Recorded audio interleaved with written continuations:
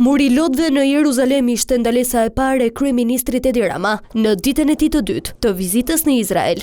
Së bashku me bashkëshorten dhe delegacionin, kreu i qeverisë vizitoi vendin e shenjtë, ku hebrejt luten për paqe në tokën e shenjtë. Aty la dhe një mesazh ku shkroi se është gjithmonë një përvojë unike të jesh përpara këtij muri dhe uroi që Zoti përmes këtij muri të fuqishëm t'i dërgojë këtij qyteti forcën e paqes. Mëtej, kryeministri Edi Rama zhvilloi një vizitë kokë më kokë me homologun e tij Benjamin Netanyahu. Ky takim u pasua me një deklaratë për shtyp, ku kreu i qeverisë theksoi se Shqipëria u bashkua me dhimbjen e popullit palestinez, ama nuk tregoi kurrë urrëtie ndaj Izraelit.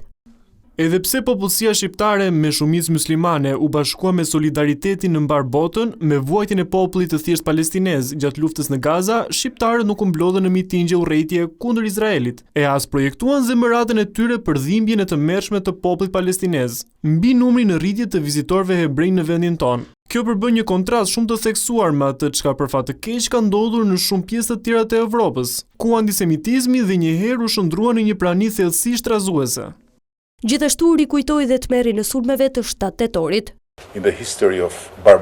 Megjithatë pata një ndjenjë lehtësimi moral kundrejt shpirtrave të atij vendi të dhimbshëm, duke ditur që kurrë nuk i lam në baltë. Qëndruam krah pengjeve dhe familjeve të tyre dhe kundër kasapëve neonazistë të Hamasit, veprimet e të cilëve kanë sjellë vuajtje të padurueshme, jo vetëm për izraelitët, por për një kohë shumë të gjatë edhe për motrat e vëllezërit tan palestinez, të dehumanizuar nga Hamasi deri në pikën e një katandisje në instrumente lufte, kthyer në një infrastrukturë mbrojtje prej mishi i gjaku për zjarrin e terrorit. Krah atij, kreu i qeverisë izraelite Benjamin Netanyahu vuri theksin tek marrëdhënia e mirë mes dy vendeve.